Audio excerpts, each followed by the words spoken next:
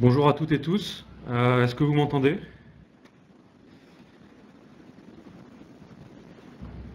Ok, très bien, parfait. Je souhaite la bienvenue dans ce webinaire dans lequel seront développés les 6 enjeux du développement des objets connectés. Je suis Pierre Dupont, ingénieur d'application pour Tektronix, et cette présentation est co-organisée par notre partenaire Distram, représenté par Jean-Denis Montalesco, avec lequel vous pouvez interagir dans le chat.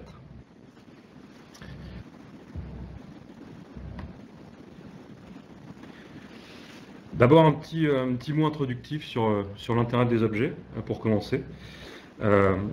Quelques définitions, notamment ce qu'est l'Internet des objets. Donc ça décrit l'écosystème en fait composé de dispositifs autonomes communiquant entre eux, donc principalement par l'intermédiaire de communication sans fil. Jusqu'à présent, chaque terminal était contrôlé par un opérateur, votre téléphone, votre PC. Les objets connectés, tels qu'on les conçoit aujourd'hui, sont complètement autonomes. Les exemples d'applications impliquant des objets connectés sont très nombreux. Vous en connaissez forcément un. Par exemple, ici, on a quelques exemples à l'écran dans le domaine de la santé, pour la télémédecine, donc des relevés de pression de sang ou de taux de sucre, par exemple. Dans la domotique également, on va trouver ça pour les portes, l'éclairage, le chauffage automatique, les volets roulants, mais aussi le multimédia dont est truffé nos salons aujourd'hui. On peut aussi citer l'agriculture, avec des relevés qui peuvent être faits hygrométriques par exemple, ou de pH dans la terre, ou la gestion d'un cheptel ou de véhicules agricoles. Et enfin, pour en citer un quatrième, l'automobile, évidemment, avec tous les capteurs dont sont équipés nos véhicules aujourd'hui, de pression, de distance, et bien sûr toute la partie multimédia embarquée. Alors ces objets connectés, ils voient leur nombre augmenter exponentiellement. Aujourd'hui, on estime que le nombre des objets connectés atteindra 20 milliards d'ici l'horizon 2020. D'accord. Et bien sûr, ces objets connectés, ils suscitent un intérêt grandissant. Il n'y a pas un seul jour où on n'entend pas parler de ces objets connectés. Et ça, voilà, ça se ressent directement sur notamment les recherches qui sont faites sur le mot-clé objet connecté sur Google, qui aussi croît exponentiellement. Voici un peu la chaîne des acteurs qui sont impliqués donc, dans le domaine des objets connectés. Pour commencer complètement en amont avec les chipsets, les circuits intégrés sans fil, pour ensuite arriver au module sans fil, qui comprend quant à lui un certain niveau de complexité avec des parties analogiques, RF et numériques qui sont packagées dans un module. Ensuite, le module intégré qui inclut en général le module sans fil, plus un certain nombre de composants RF, comme voilà, l'antenne, le microcontrôleur, la partie puissance aussi, le blindage, etc. Et pour finir, le produit fini. Okay. Il y a énormément d'industriels aujourd'hui qui interviennent plutôt dans les modules sans fil ou les modules intégrés, puisque ce sont des industriels qui vont intégrer ces modules dans des sous-ensembles. Des fabricants de modules, par exemple, seraient Qualcomm, Broadcom, Freescale, Texas Instruments, Microchip, etc. Alors j'ai une petite question à laquelle je vais répondre. Internet des objets, voilà. IoT, en réalité, c'est la dénomination anglaise Internet of Things. Merci Jean-Denis. Donc c'est la traduction d'Internet des objets.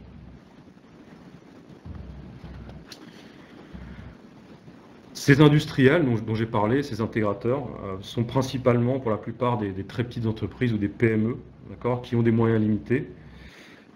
Or aujourd'hui, le coût des matières premières pour l'Internet des objets, c'est-à-dire les MEMS, les capteurs, les modules sans fil, etc., ont vu leur coût baisser. Il y a une certaine pression au niveau des coûts qui va se répercuter en fait sur ces intégrateurs, dans le sens où le coût de leur test doit être optimisé en conséquence.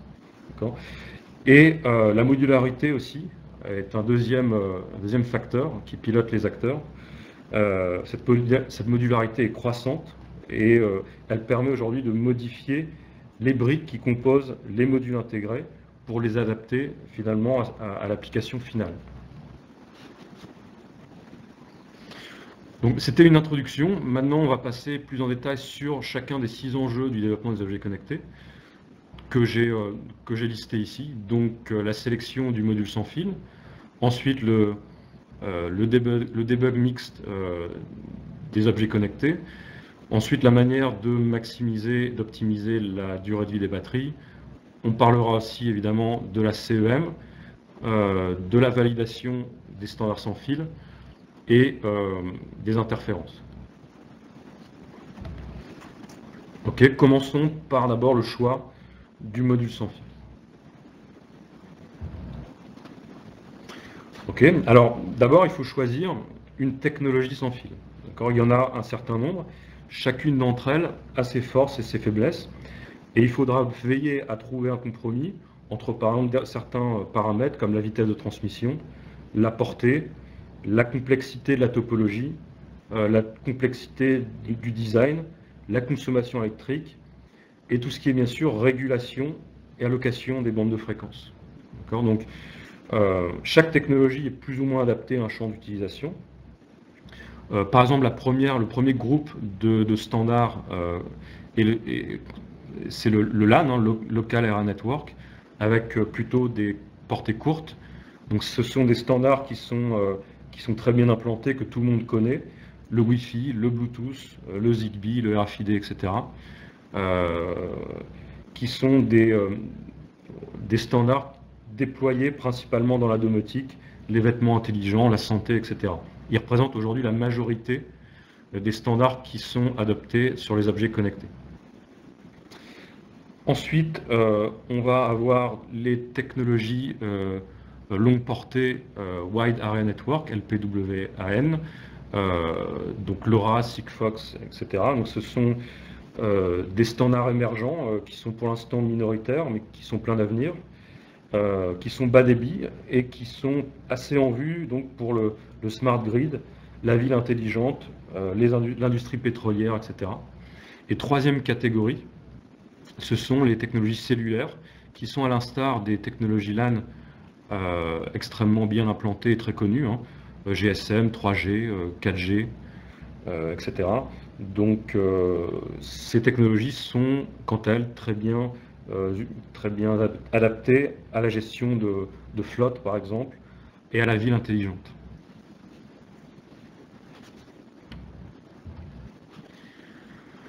En ce qui concerne l'intégration, il se pose ensuite la question du choix du module. Si vous allez sur le site d'un fournisseur de composants, vous tomberez sur des centaines de références de modules, de plusieurs dizaines de fabricants différents. Donc c'est pas évident de se retrouver dans cette jungle. Donc le choix se porte soit sur le chip, d'accord, qui offre de plus grands volumes, des coûts plus bas et une plus grande flexibilité en termes de conception, ou bien le module intégré, d'accord, qui quant à lui autorise une intégration plus rapide. Dans les deux cas, qu'ils soient pré-certifiés ou non, parce qu'il y a certains modules ou chips qui sont pré-certifiés, des tests devront être réalisés pour s'assurer de la bonne intégration. Parce que un module pré-certifié, c'est une pré-certification théorique, et le module n'est pas testé pour l'interopérabilité. Notamment aussi quand c'est pré-certifié, avec quelle marge avec quelle marge on a testé par rapport aux limites définies par standard? Est-ce que ces marges sont très faibles ou est-ce qu'elles sont larges? Et enfin, la conformité CEM, c'est quelque chose dont on va parler juste après, mais il faut forcément y passer. Un ingénieur sur 10 seulement reporte valider des tests, la validation CEM du premier coup.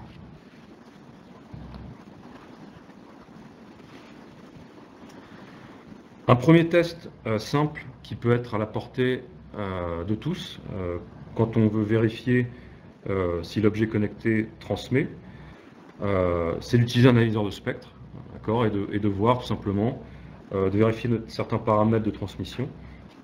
D'abord comprendre les propriétés temporelles de la transmission.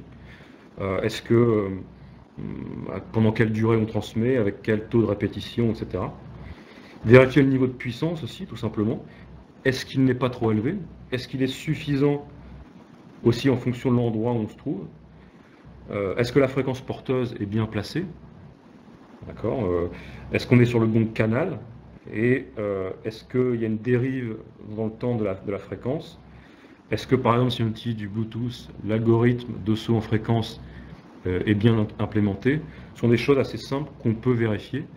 Et Tektronix, avec le RA7306 que vous voyez à l'écran, qui est un analyseur de spectre USB temps réel, vous pouvez très facilement vérifier ces paramètres et visualiser des transmissions impulsionnelles déclenchées dessus et analyser leur comportement dans le temps.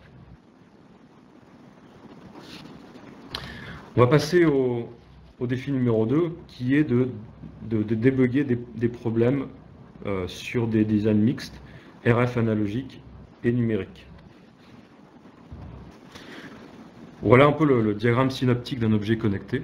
Donc, l'objet connecté il va être articulé autour de circuits de nature en fait très diverses, à la fois numériques, à la fois analogiques et à la fois RF. On trouve des bus, du contrôle, des horloges, on trouve des antennes, des composants RF, on va trouver de la puissance, etc. etc. D'accord ? Et donc leur analyse nécessite l'utilisation de plusieurs appareils de mesure différents. D'accord ? Et ça, c'est pas toujours viable financièrement, et en plus ça nécessite d'apprendre à utiliser chacun de ces instruments différents. Et donc ça prend du temps. Okay. Un petit exemple de debug mixte qu'on peut faire sur un objet connecté. Ici, par exemple, on a une analyse qui implique des interactions entre la partie régulation de puissance, la partie contrôle et la partie radio. C'est une mesure qui a été effectuée sur une carte d'évaluation Wi-Fi. Donc, on voit à la fois sur le même écran avec l'instrument de mesure le 802.11b, Wi-Fi de norme B, le contrôleur UART, qui est un dérivé du RS-232, donc on voit les paquets qui sont décodés, et la régulation DC, donc la partie puissance, qui est sondée sur l'oscilloscope. Et on voit ces trois signaux de nature complètement différente sur une vue simultanée et corrélée à l'écran. Et on remarque notamment que lorsque la transmission RF a lieu, qui est une transmission paquetisée, matérialisée par cette partie orange au milieu de l'écran, ce carré orange, eh bien on voit qu'on a une baisse de tension, une chute de tension de à peu près 15 millivolts, d'accord, qui a lieu pendant les bursts RF. Et donc, avec un instrument intégré et multidomaine comme celui-là, on va pouvoir facilement identifier des défaillances. Là, en l'occurrence, une défaillance éventuelle de la partie convertisseur DC-DC qui est incapable de tenir une tension lors de l'appel de courant du module sans fil. Un autre exemple qui, cette fois-ci, illustre la facilité avec laquelle on peut visualiser à la fois des signaux de contrôle avec l'oscilloscope, en bleu et en jaune, hein, une horloge et puis voilà, une horloge et un signal de contrôle, et en orange, donc une transmission RFID avec le spectre associé en dessous, donc un spectre modulé en amplitude.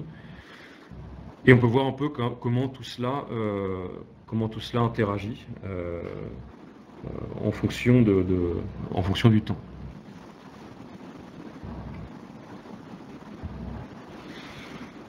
Donc ces deux manips, les deux manips que j'ai montrées précédemment, elles semblent assez indispensables quand on fait du debug mixte dans les phases d'investigation. Mais sachez qu'elles seraient irréalisables, ou bien en tout cas extrêmement fastidieuses à mettre en place ou très chères, sans un oscilloscope multidomaine comme le MDO 4000, qui en fait intègre 6 instruments dans la même plateforme, un oscilloscope, un analyseur de spectre, un analyseur de bus, un multimètre, un analyseur logique et un générateur. Tout ça dans la même plateforme. Donc ça vous permet de rendre aiser le debug mixte sur des objets connectés.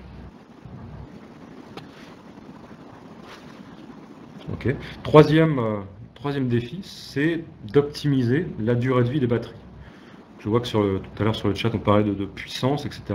Effectivement, c'est un sujet qui est central dans la conception des objets connectés. Ok, un objet connecté, vous le savez, il est en général miniaturisé, il est autonome, et les puissances qui sont mises en jeu sont très faibles. D'accord ? Et le rendement, par conséquent, doit être maîtrisé afin de garantir une durée de vie maximale. Sur le bloc synoptique simplifié qu'on voit ici, on voit un petit peu la répartition des puissances moyennes en fonction du composant. D'accord ? On est au total sur un ordre d'idée d'à peine 100 microwatts.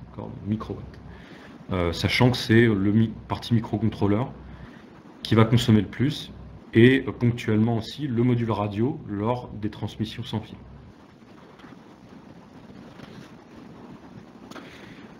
Caractériser ces basses puissances, ce n'est pas trivial. D'accord ? Plusieurs raisons à cela. Parce que la consommation, elle change selon des cycles d'activité de l'objet connecté.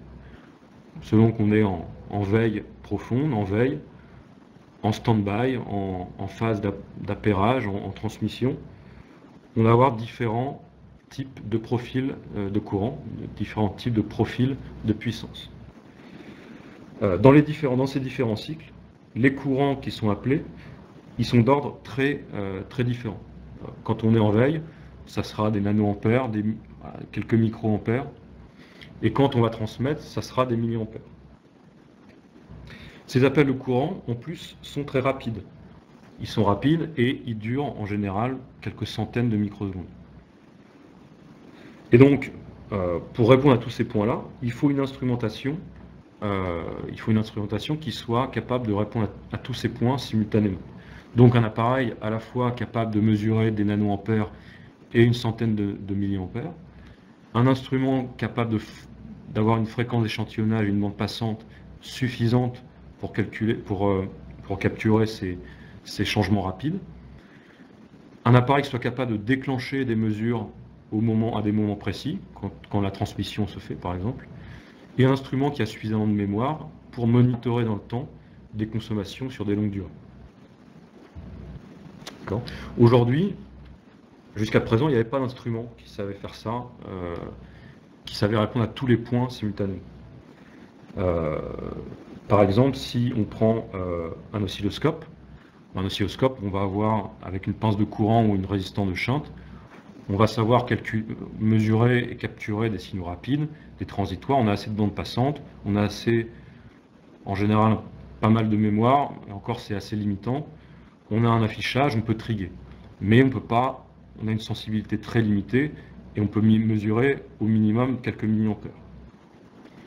Un picoampère-mètre et un multimètre, quant à eux, sont des appareils qui bénéficient d'une grande sensibilité. Donc on va pouvoir mesurer des bas courants, éventuellement des assez hauts courants avec un multimètre, mais on ne va pas avoir de déclenchement, on ne va pas avoir de bande passante, ni de vitesse d'échantillonnage, ni d'affichage du signal, ce qui fait que ça va pas être utilisable pour capturer des appels de courant comme ceux qu'on trouve sur les objets connectés.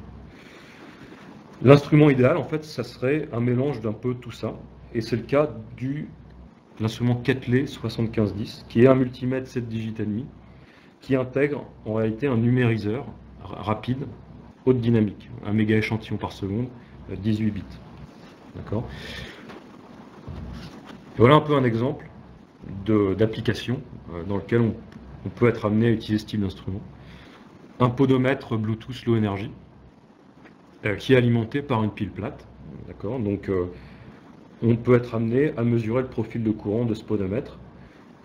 Et on voit que le 7510 permet de déclencher la mesure sur une impulsion et de visualiser sur plusieurs secondes les différents appels de courant qui sont impulsionnels.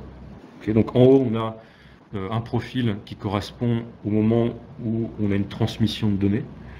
On est sur une échelle du milliampère à peu près. Et en bas, on a le profil de courant à l'allumage et ensuite des impulsions répétées lorsque le capteur est en attente. Deuxième exemple, vous connaissez les porte-clés anti-perte qui sont très pratiques, qui sont contrôlables par le smartphone et qui permettent de générer un signal sonore pour retrouver ses clés. Okay. Donc c'est pareil, hein, c'est du Bluetooth Low Energy, c'est alimenté par une pile et il est facile aussi d'observer les profils de courant consommés. Lorsque l'objet connecté est en attente, c'est la capture du haut avec les impulsions courtes qui sont espacées. En phase d'appairage Bluetooth, okay, ici là c'est la capture du milieu, et lorsque l'on demande l'alerte sonore depuis le smartphone, là bien sûr on a des appels de courant plus importants et moins espacés. D'accord. Ensuite il est facile de zoomer avec les doigts, hein, c'est un écran tactile capacitif, vous pouvez y placer des curseurs, faire des mesures, exporter les points, vous avez une grande mémoire qui vous permet comme ça de monitorer sur plusieurs secondes.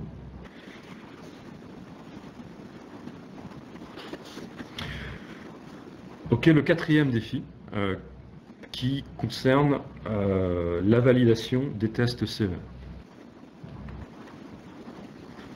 Ok, la CEM, c'est aussi un sujet omniprésent, d'accord, c'est pas que dans les objets connectés, absolument partout. Petit rappel concernant la CEM, CEM ça veut dire compatibilité électromagnétique, et ça a simplement pour but de quantifier en fait les émissions électromagnétiques d'un circuit pour déterminer s'il sera susceptible ou pas de perturber son environnement. Okay, donc il existe des tests d'émission, mais aussi des tests de susceptibilité CEM, qui eux consistent à vérifier la capacité d'un dispositif à fonctionner dans un environnement qui est électromagnétiquement pollué. Là, on va plutôt se concentrer sur les tests en émission. Tous ces tests, ils sont définis très strictement par des comités, comme par exemple le CISPR, dont vous avez peut-être déjà entendu parler. En réalité, in fine, ce sont des labos agréés qui sont équipés de chambres anéchoïques qui ont pour fonction de faire passer les tests CEM au dispositif, donc pour un standard donné. Okay.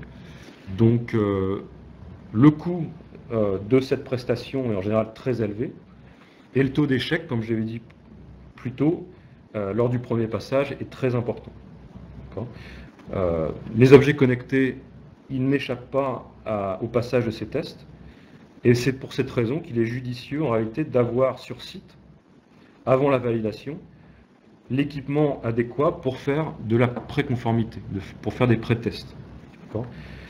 En fait, en se mettant dans des conditions de test proches de celles d'un labo de validation, on va pouvoir intervenir en amont sur la conception pour apporter des corrections et pouvoir passer les tests de validation avec beaucoup plus de tranquillité.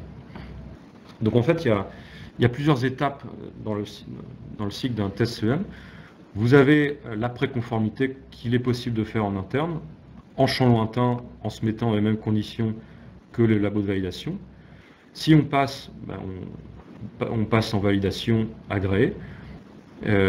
Si on n'a pas passé la préconformité en interne, on fait ce qu'on appelle de l'investigation, du debug en interne. Et pareil, c'est toujours bien d'avoir des outils qui permettent de le faire. L'instrumentation associée à ça, eh bien bon, pour la validation, on parle de récepteurs CEM qui sont très spécifiques, qui coûtent plusieurs centaines de milliers d'euros, dont sont équipés les labos de validation. En revanche, pour les tests de préconformité et le debug, l'investigation, on a des solutions. Par exemple, l'analyseur de spectre RAC306, qui intervient à la fois dans la phase de préconformité et d'investigation. D'accord ? Donc, lorsque les causes de l'échec en préconformité ne sont pas facilement identifiables, vous pouvez faire appel, par exemple, à un oscilloscope mixte, comme le MDO4000, dont j'ai parlé un peu plus tôt, pour le debug mixte, qui est un 601 et qui peut être vraiment un allié de choix pour localiser une source d'interférence électromagnétique qui ferait échouer un test de validation. Donc pour la préconformité, il y a deux tests possibles. Test conduit, d'accord, et test rayonné. Les tests conduits consistent à mesurer les perturbations qui se couplent en fait sur du câblage ou des pistes. Ce sont des mesures qui vont être tendance à être plutôt basse fréquence, en dessous de 30 MHz, et qui nécessitent donc un LISN, donc un Line Impedance Stabilisator Network, qui permet d'isoler le dispositif sous test du secteur. Et donc, deuxième type de test, le test rayonné, qui lui se fait donc, en champ libre.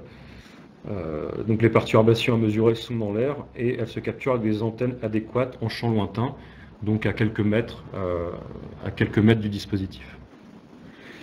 Voilà, donc on a deux exemples de diagrammes de rayonnement, tels que ceux que pourrait vous transmettre un labo de validation. Donc deux exemples. Pour le test conduit, c'est un test conformément à la norme 55022, test conduit. Et à droite, un test rayonné 55022 aussi, de 30 mégas à 1 giga, à 3 mètres. Et pour chacun de ces diagrammes, on a les gabarits, etc. Donc, le récepteur qui va être destiné à faire des mesures, il doit préférentiellement être équipé des filtres, des détecteurs, des gabarits spectraux, conformément à ce qui est imposé par le standard. Donc, le RSA 306, il a tous ces gabarits, tous ces récepteurs, tous ces filtres. Donc vous pouvez vous en servir très facilement pour faire de la préconformité sévère.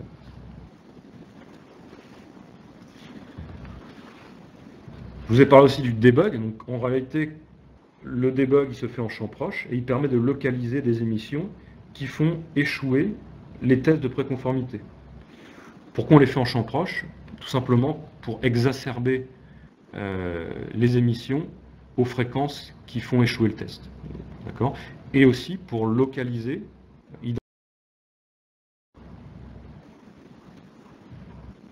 Plus de son. Est-ce que c'est mieux là? Vous m'entendez? Oui. Ok, c'est parfait. C'est parfait. Alors je parlais du debug, donc, qui permet tout simplement d'identifier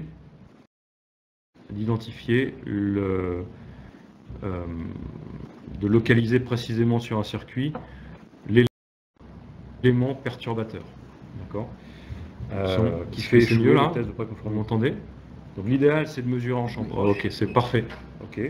C'est parfait. Alors je parlais de faire une mesure relative, du debug, qui permet c'est une mesure relative, de retoucher son design, d'identifier et de voir combien de dB on a gagné en termes de localiser précisément sur un circuit l'élément perturbateur. D'accord. Et ce nombre de dB, ça va être qui fait échouer le dB de marge qui seront gagnés. L'idéal c'est de mesurer en validation. Ok. De faire une mesure relative, puisque en champ proche c'est une mesure relative, de retoucher son design et de voir combien de dB on a gagné en termes de rayonnement ou de rayonnement ou de conduit. Et ce nombre de dB, ça va être autant de dB de marge qui seront gagnés en préconformité et en validation. Quelques exemples à l'écran sur deux types de scénarios qu'on peut avoir pour du debug et l'investigation. Sur la gauche, vous avez les harmoniques en sortie d'un convertisseur DC-DC, donc les harmoniques rayonnées, qui peuvent causer évidemment, dû au switch, l'échec d'un test de validation.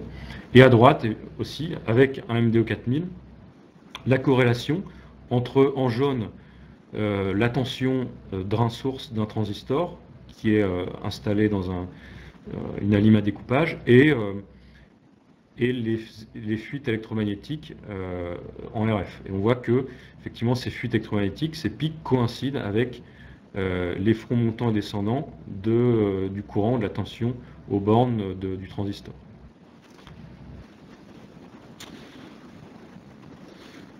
Donc, je vais continuer. Je vais passer au suivant. Slide au suivant.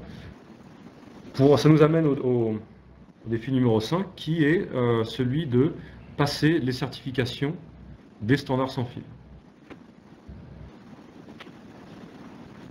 Ok. L'objet de ces certifications, c'est tout simplement d'ajouter le logo officiel du standard, logo certifié sur le produit. Wi-Fi, NFC, Bluetooth, etc. Alors, la plupart de ces modules sont disponibles pré-certifiés, mais comme je vous ai dit, ça ne garantit pas une interopérabilité et ça ne garantit pas que finalement le produit final sera aussi certifié. Parce que même des petits changements de conception, quand on achète un module sans fil seul, un chip ou un module intégré, il y a des retouches à faire, il faut l'intégrer, et ces petites retouches de conception peuvent causer des défaillances. Il y a aussi la partie software, la couche haute software, qui interagit avec le module, qui peut aussi affecter tout simplement la conformité. Voici quelques tests, les tests principaux qui sont définis par les standards. Alors, effectivement, les conditions de test et les limites à ne pas dépasser, ils sont fixés par les différents consortia. Par exemple, le SIG pour le Bluetooth, le I3E pour le Wi-Fi, etc.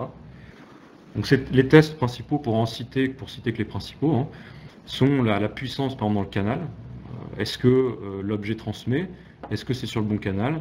Est-ce que la puissance ne dépasse pas une certaine valeur? La fuite dans les canaux adjacents, c'est important parce qu'un objet connecté est censé émettre uniquement dans un canal qui lui est alloué.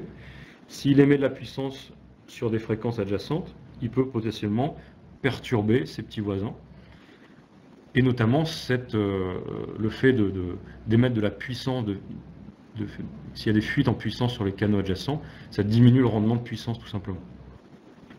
Ensuite, nous avons le masque d'émission spectrale qui est très facile à comprendre. C'est tout simplement, est-ce que le spectre rentre dans un masque qui est défini par le standard? Les raies parasites, les harmoniques, l'intermodulation et le bruit.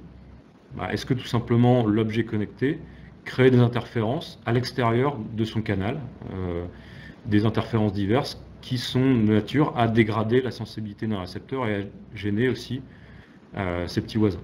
Okay. Les tests CEM, on en a parlé à l'instant. Donc quel niveau d'émission rayonnée ou conduite il ne faut pas dépasser pour ne pas interférer avec son environnement. Important, la qualité de modulation, qu'on appelle aussi EVM. Est-ce que la qualité du signal est telle et suffisante pour que le signal transmis soit intelligible par tous les récepteurs? Le test de sensibilité, qui consiste à envoyer un signal à l'objet connecté, donc c'est plus un test de réception, plus que de transmission. On va envoyer un signal de plus en plus faible et on va voir s'il va toujours être interprété correctement par l'objet connecté. Et le test de blocking consiste à envoyer un signal fort, pas trop loin du canal de réception de l'objet connecté, pour voir si son récepteur ne se sature pas et si le message utile arrive toujours à être traduit. Et enfin, mesure de taux d'onde stationnaire et de return loss. Ça concerne les modules, ça concerne plutôt les composants RF, les duplexeurs, diplexeurs, les filtres, les câbles, etc., les pistes, qui consistent à faire une mesure avec un analyseur de réseau vectoriel ou un générateur de poursuite, qui consiste à envoyer de l'énergie et à voir combien d'énergie revient à la source. Ça a pour but d'identifier des problèmes d'adaptation d'impédance sur le chemin du signal. Et ceci, c'est fait pour optimiser tout simplement la transmission. Ok. Comment est-ce qu'on peut faire de la pré-certification? Parce que c'est exactement le même principe que pour la CEM. La validation des liens sans fil se fait dans des labos de validation dédiés. Ça coûte cher et ça prend du temps.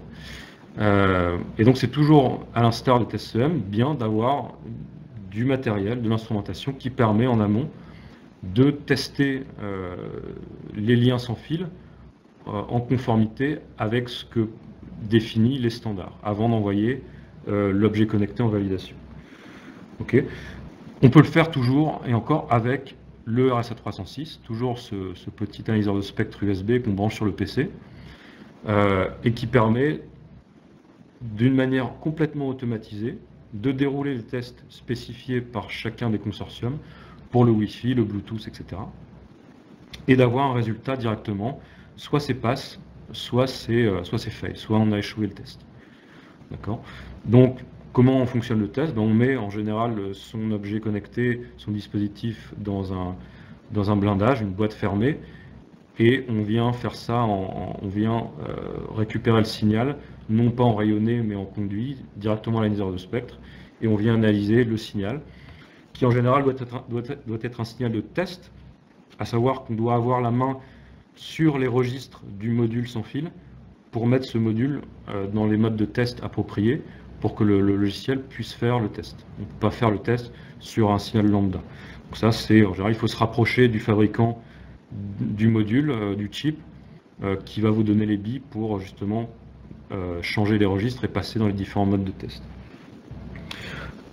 On a aussi sur le RSA306 un paquet de démodulation numérique générique qui permet de qualifier la plupart des autres signaux radio-numériques. Voilà, par exemple, le Zigbee, ça sera une modulation au QPSK qu'on va pouvoir démoduler pour analyser la qualité de transmission, voir si le spectre rentre dans un masque, etc. Faire tous les tests, si vous voulez, que j'ai listés juste avant. Ok, dernier point concerne la préparation au déploiement réseau. Donc ça va concerner plus les objets connectés qui vont vivre dans donc l'écosystème des opérateurs longue portée, donc tels que Sigfox LoRa, d'accord. Parce que lorsqu'il est déployé, cet objet connecté sur le terrain, il sera entouré de milliers d'autres, d'accord. N'oubliez pas que d'ici 2020, ce sera 20 milliards d'objets connectés. Et donc, il devra fonctionner malgré tout sur le terrain en présence de son environnement et des autres objets connectés. Et donc, cette problématique, elle est très importante, évidemment, notamment dans certaines bandes de fréquences, comme la bande ISM à 2 Go 4, que vous connaissez tous. C'est la bande dans laquelle fonctionne notre micro-ondes, le Bluetooth, le Wi-Fi. D'accord. Certains signaux télécoms sont pas loin non plus. Et donc, cette bande de fréquence, c'est tout simplement la jungle, elle est surpeuplée, et c'est ce qu'on voit à l'écran ici, donc une capture faite avec le RSA306, ce que vous voyez à l'écran, c'est le produit de 10 000 spectres par seconde, donc vous voyez un petit peu clairement, de manière exhaustive, tout ce qui se passe dans le spectre. On a des porteuses Bluetooth, on a du signal de four à micro-ondes, on a des porteuses Wi-Fi, et le tout cohabite sur le même spectre. Donc effectivement, le RSA306, c'est un outil déjà redoutable pour pouvoir voir un peu l'environnement, voir dans quel environnement on est, si on est pollué, et s'il y a des interférences potentiellement nocives pour l'objet connecté qu'on veut déployer. Un second volet concerne les objets connectés qui vont toujours adopter une technologie LPWAN dans le LoRa Sigfox. Il peut être nécessaire dans ce cadre-là de réaliser des mesures de cartographie, soit en intérieur, d'accord, soit en extérieur. Et à ce titre, à ce moment-là, ça passe par une géolocalisation des mesures de champ sur une carte avec éventuellement un déclenchement des mesures réguliers lorsqu'on est amené à faire des mesures dans un véhicule et quand l'opérateur couvre une zone assez large dans un véhicule en mouvement. D'accord. Donc c'est des choses qu'on peut faire aussi avec nos analyseurs spectre USB qui intègrent un GPS, un GPS donc, et qui fonctionne sur batterie et qu'on peut facilement emmener à l'extérieur. Donc ces problématiques de portée, ils sont importants parce qu'ils peuvent traduire une mauvaise sensibilité ou une dégradation anormale de la qualité de signal.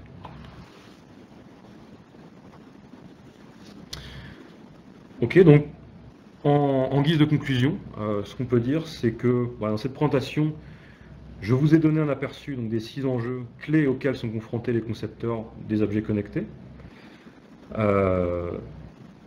Et ce qu'on peut dire, c'est que Tektronix aide ces concepteurs en leur permettant de tester leurs produits à un stade précoce Optimisons ainsi les coûts et le délai de mise sur le marché. C'est important de pouvoir, comme je l'ai dit, tester le module ou l'objet connecté intégré à un stade précoce de la vie du produit, parce qu'après, évidemment, les changements sont plus compliqués, sont plus coûteux. Aujourd'hui, il y a des outils de vérification CEM et des signaux radio qui sont devenus complètement abordables et qu'on peut implémenter sur site. Okay. Si vous êtes intéressé par plus de contenu technique associé au monde des objets connectés, je vous invite à vous connecter sur le site tech.com/IoT ou sur le site de Distram, distram.fr. Voilà, je vous remercie pour votre attention et si vous avez des questions, n'hésitez pas à me les poser soit maintenant, soit a posteriori. Vous trouverez mes coordonnées sur ce slide et les coordonnées de Distram également. Merci à tous et à toutes.